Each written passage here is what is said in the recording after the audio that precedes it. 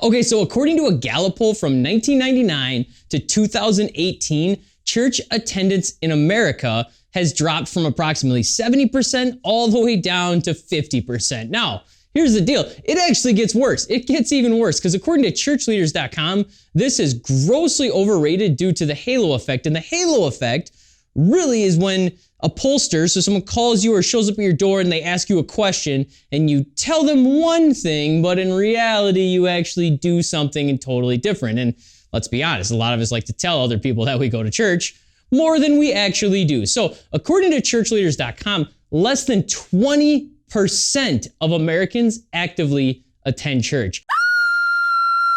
That's a low freaking number right there. Now, I bring this up because as a struggling Christian, at least myself, maybe you're an amazing Christian, the question I want to discuss in this video isn't so much why church attendance is down, because that's about a billion videos, but if in a day and age with that declining church attendance, is church actually still even really that relevant or just a waste of time? I mean, after all, like in our current day of the interwebs and the YouTubes, you have an unlimited amount of access to sermons and books and materials and everything else, more than you could ever consume in a lifetime.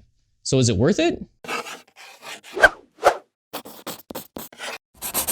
Hey, welcome to the video. If you're just discovering this channel for the first time, my name is Chris, and this channel is really all about the real struggles of being a Christian and just trying to grow in that better relationship with God and kind of the journey to get there, because it's tough. At least it is for me. So when I was a younger Christian, I didn't really go to church. And when I say younger, I mean like between the ages of probably 10 to 12 to early 20s. Okay, my parents got divorced when I was real young, and then they kind of kept going for a little bit, and it trickled off, right?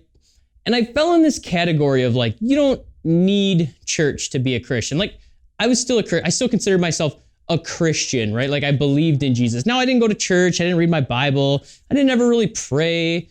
I didn't actually really do anything other than believe that I was a good person and I was a Christian. But I knew one thing, and that was the fact that I didn't need church to find salvation. So was I right? And that's really what I want to start off talking about is church actually necessary for Christians? Like, is it actually necessary? I mean, I do have a challenge for you at the end of this video. So even if you do like click off because I'm boring and you don't want to listen to me talk, just skip to the end and at least hear that last little bit, because I think it's important. The Bible mentions the church many times. Many times it talks about the church. But does it actually ever say it's necessary for salvation? No, it doesn't. It's not in there anywhere. Right? Nowhere in the Bible does it say you better go to church. Like every Sunday, you got to go at least every other Sunday, or like, you ain't getting in. No, it doesn't say that anywhere. Now, there is one thing I do want to try and like kind of clear up before I go any further, and that is my personal belief. I believe that when the Bible discusses the church, it's actually talking about the gathering of Christians. Okay, not like the nice big building and or in a lot of our cases, the smaller little building that we all go to, right?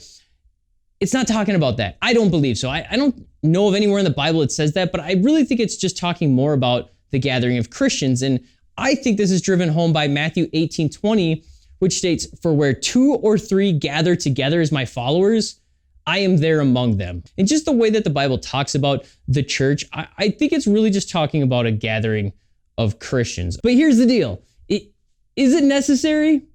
Yeah, I absolutely do think it's necessary, okay? And that's coming from someone that has claimed otherwise. I used to totally be on the opposite end of the field for that. So why do I believe it's necessary? I mean, if it's not in the Bible, like, you can't really tell me that I have to do it. And I don't mean you have to do it like if you don't go to church, you're not going to heaven. Like, I don't mean that at all. But I think as a Christian, it's necessary. And I want to tell you 6 reasons why I believe that and really how it's really helped me through my journey, okay? And number 1, and this is super important that I think we all know, like everyone must realize when they walk through the doors of a church, okay? Number 1, the church is a hospital. It's a hospital for the sick, for the mentally sick, right? Like, I think sometimes we go to church and we expect everybody there to be like amazing Christians, like they're just the best of the best, right? But the church is a hospital. It's full of sick people. Just because I walk through the doors of the church doesn't automatically make me a better person. And I definitely got some growings to do. So to use the Bible to really drive this home, Matthew 9 through 13, I think really kind of shows this. It displays this. And Jesus talks about it, okay? Because Matthew invites Jesus over to his house for dinner, Okay, and there's full of like disreputable people, if you will, and tax collectors and what the Pharisees consider like the lowest of the low and just criminals and all these non-religious people, right? In Matthew 9:12, when they're discussing this, when Jesus hears this, he says, healthy people don't need a doctor. Sick people do. So here's the crazy thing. I'd heard that verse before, probably like a pastor speak it or I read it, and I just really wasn't thinking about it at the time. But when I read this not too long ago, it actually clicked because I'm actually trying to absorb the material for like the first time in my life, right? And then I saw something else that was talking about it, and it changed my entire perspective on going to church when I realized it's a hospital. It's a hospital for the mentally sick, for the people that need God, right? Like it's not this like holy land full of people that are like, look at how great I am. Now those people might be in there, but because they're sick too, right? And we as Christians, we're like terrible hypocrites. We like to walk in and just judge other people even in the church. But here's the bottom line. People in church, they're sick. All right, so number 2, church community creates great strength. Now I know we just got to talking about like, oh, these sick people, like how can it be strong? Okay, but I like to think of the church community like the military, all right? And I'm in America, so I'm gonna use the United States military. Our United States military is enormous and powerful, right? But not because of one guy. There's not like one guy that's doing 99% of the work. Everyone's got their own little tasks and abilities.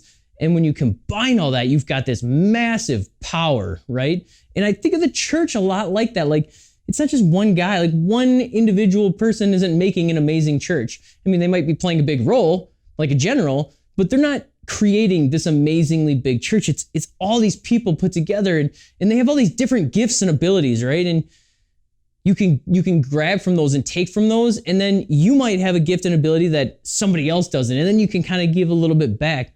And over time, you end up with what I think is this amazing, great, strong community. All right, so number 3 is a little thing I like to call growing closer to God. It really is a great way to grow closer to God. And again, no, do you need church to grow closer to God? Like, not necessarily, but I'm telling you, man, there are some sermons and some pastors that can just convict you.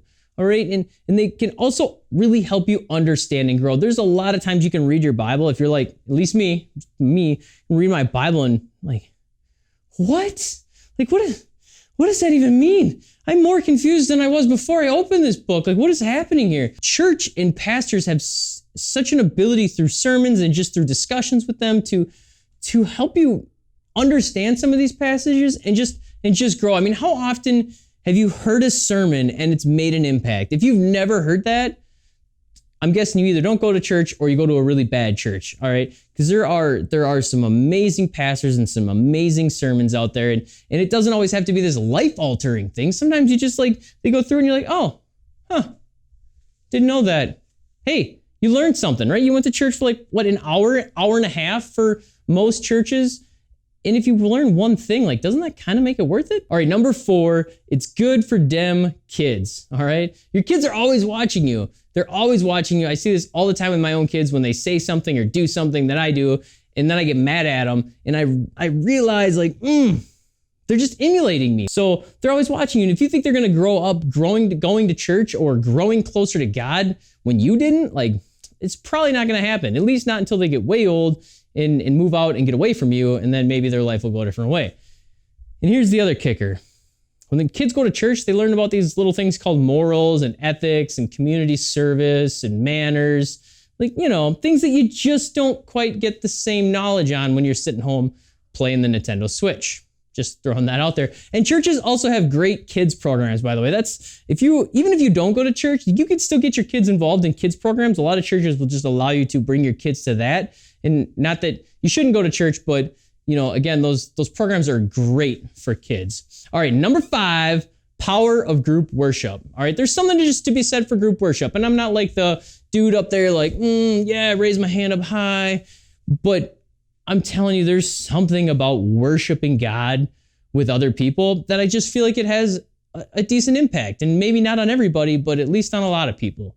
All right, reason number 6 might be the most compelling reason to go to church, and that is the fact that Jesus believed in church.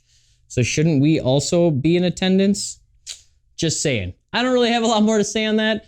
He obviously believed in church. He obviously felt like it was important according to what I've read from the Bible thus far. So that in and of itself, probably a good reason to go.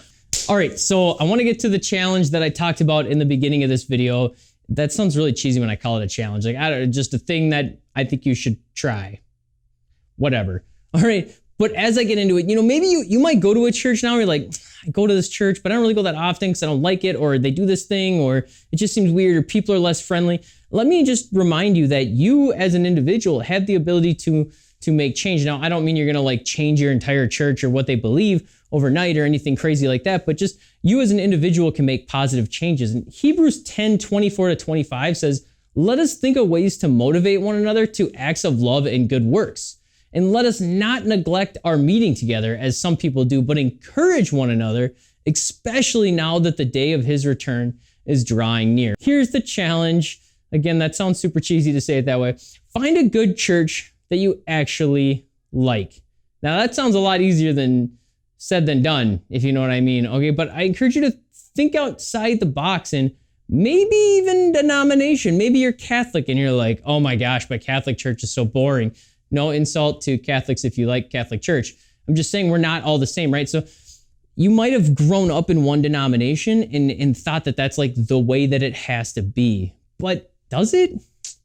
I mean, does it?